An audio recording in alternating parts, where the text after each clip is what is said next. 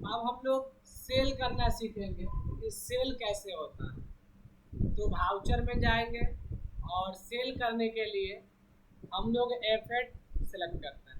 Party ने पूछा नहीं है तो यहाँ बना सकते हैं। अगर कैश में सेल करेंगे तो कैश अकाउंट चुनेंगे, तो कैश सेल लेंगे। कैश के बावजूद भी अगर पार्टी डिटेल्स बदलना चाहते हैं तो यहाँ पे बदल सकते हैं। तो आगे बढ़ते रहिए। सेल लेजर में सेल्स अकाउंट होगा, क्योंकि सेल करने पर किसका लेजर होता है? Sales account. अगर ये लेजर नहीं बना रहता तो हमको क्या करना पड़ता? बनाना पड़ता। और जो आइटम सेल करना चाहते हैं, क्या सेल करना चाहते हैं? तो मॉनिटर, यहाँ से मॉनिटर सेलेक्ट कर लिए। किस गोडाउन से बेच रहे हैं? तो आरा से। कितना बेच रहे हैं? तो 15 पीस। जो रेट में बेच रहे हैं वो रेट हम लोग दे दिए। जैसे हम दे रहे हैं 5000 में बेच रहे हैं। आगे बढ़ेंगे। फिर यहाँ पर दूसरा आइटम भी अगर सेल कर रहे हैं माउस, तो वो भी दे सकते हैं। किस गोडाउन से बेच रहे हैं? तो आरा में 12 है, उसमें से 8 पीस बेच रहे हैं। रेट 500 रुपये के हिसाब से बेच रहे हैं। जैसे आगे बढ़ेंगे यहाँ पर इंटर मारेंगे तो ये सेव हो जाएगा। GST ईवे बिल डिटेल्स है, और एक्सेप्ट करने के बाद ये सेल का एंट्री होगा। और अगर कस्टमर के द्वारा हमको रिटर्न हो तो उसको हम लोग डेबिट नोट कहते हैं। क्या कहते हैं? Debit note. क्या कहते हैं? Debit note. गलत। हम लोग परचेज रिटर्न करते हैं तो उसको डेबिट नोट्स कहते हैं। और अगर सेल्स रिटर्न होता है तो उसको क्या कहते हैं? Credit notes. क्या कहेंगे? Credit notes. Debit notes purchase return में यूज होता है। और डेबिट नोट्स का जो वाउचर है वो की है ऑल्ट F5 था, और इसका जो है यानी सेल रिटर्न वाले का ऑल्ट के साथ F6 दबाएंगे। अगर लैपटॉप है तो ऑल्ट F8 F6। यहाँ पे कौन सा ले लेंगे? रिटर्न। अगर कैश में बेचे हैं तो रिटर्निंग भी कैश मोड में ही होगा।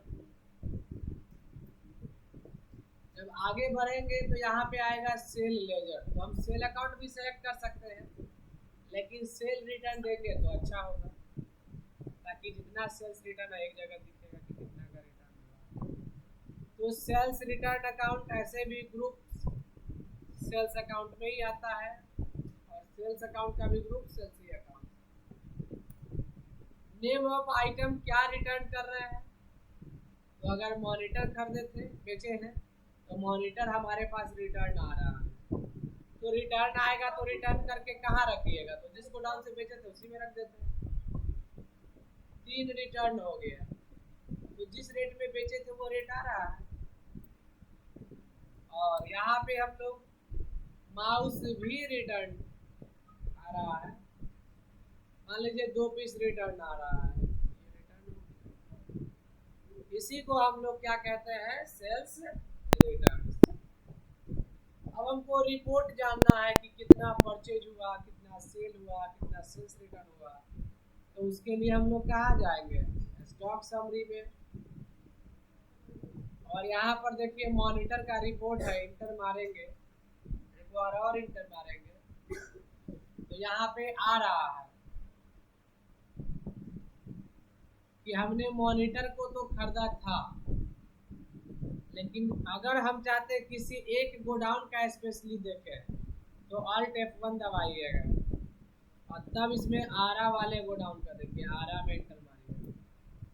अब यहाँ प्रॉपर दिख जाएगा कि आरा में 20 पीस परचेज किए थे, 2 पीस रिटर्न हुआ था, तो 18 पीस का परचेज नेट परचेज किया। सेल कितना का किए थे? 15 पीस का। इसमें से रिटर्न हमारे पास 3 आ ही गया है, तो 12 पीस ही बिक गया। यानी 18 में से अगर 12 बिक गया है तो 6 पीस हमारे पास स्टॉक में अवेलेबल है। समझे?